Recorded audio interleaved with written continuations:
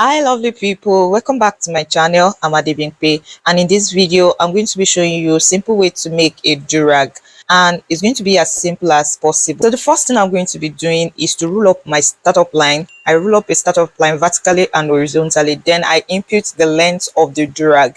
So this is going to determine how long I want the durag to be. So I measured 33 in this case, 33 inches. So I measured it in another angle so as to have a straight line, 33 inches. The choice is yours. If you want your durag to be very long so that you will tie as many times as around your edge, you can make it more than 33 inches. So the next thing I did was to rule a line on that 33 inches. I went and labeled that part 33 inches. So the next thing is to impute the width of the durag, which is 10 inches. So I went ahead and I marked 10 inches on my startup line and where the 33 inches length ends. So I'm going to be rolling it up.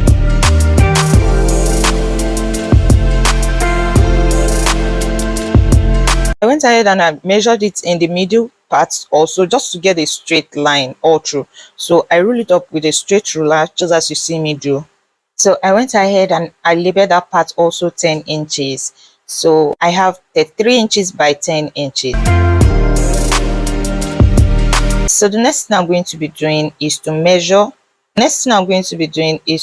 16 inches from that edge, not from the startup edge, from the other edge. So after the 16 inches, I'm going to label it also 16 inches. So from the marked out 16 inches, I'm going to be coming in by 7 inches. So I'm going to be connecting the 2 points together, just as you see me do. And I went ahead and I named it 7 inches. So the next thing I did was to come in by 8 inches and I marked it. So I'm going to be rolling a straight line to connect the 2 points again. I'm going to label it also 8 inches. So the next thing I did was to come out from that angle by 0.5 inches, which is also half of an inch. So I'm going to be connecting the 2 points there. So I label it 0.5 inch. So the next thing I did was to measure what I have left after the 0.5 inches. So whatever I have left there, I'm going to come to this edge of my 33 inches length and I'm going to be imputing it. So in this case, I have 3.75, which is 3¾ inches. So I measured it and I'm going to be ruling it out with a straight ruler,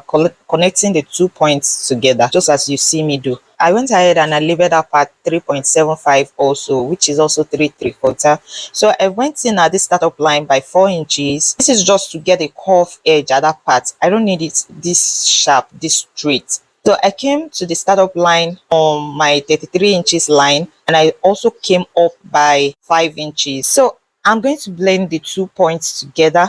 The 5 inches I came in with and the 4 inches I came in with also. So I'm going to be blending it together. So I used the curved ruler here to blend it together. You can as well use a freehand drawing to get this. It's still going to work. So I used this curved ruler for the purpose of illustration. So this is what I have after curving it out. If there is any sharp angle, you can just blend it in. So the next thing I'm going to be doing is to come to my 3.75 inches at that edge, at the 33 inches length edge. So I'm going to be shaping that part also. So to guide myself to shape this part, I'm going to be coming in by 3 inches. You can make do with 2.5, but in this case I'm going to be working with 3 inches and I marked it out. So I'm going to be using the arm curve to get my curve. So I came to this part also where I have 7 by 8 inches square. So I'm going to be marking 3 by 3 inches there to get my curve there. So I measured 3 by 3 inches and I'm going to be curving it out as well. You can also blend it out with your freehand drawing, but in this case I'm also going to be using the armhole curve. So this is what I have. So the next thing to do is to cut it out, but before I cut it out, I'm going to just mark out,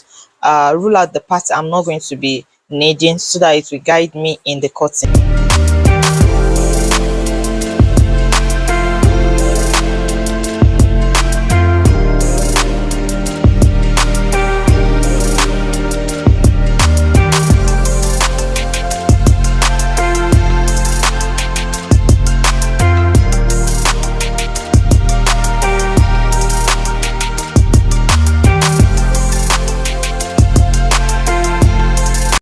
So here is my pattern cut out.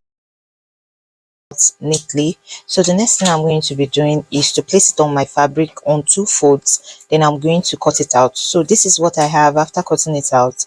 I'm using the lycra material. You can as well use ankara, you can use whatever material. You can use crepe, you can use velvet, you can use duchess, you can use any fabric. So the next thing I did was to sew it around at that edge. So this is what I have after stitching it together. So the next thing to do is to weave all around, or you use a bias to bias the edges all around.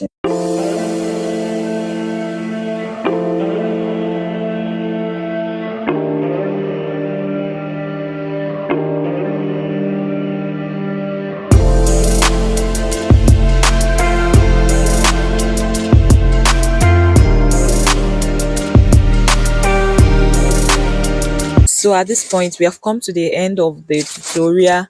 If you are yet to subscribe to my channel, please do so. Help me grow my channel. I'll really appreciate your subscription, and please give this video a thumbs up. It helps to promote the video. Thanks so much for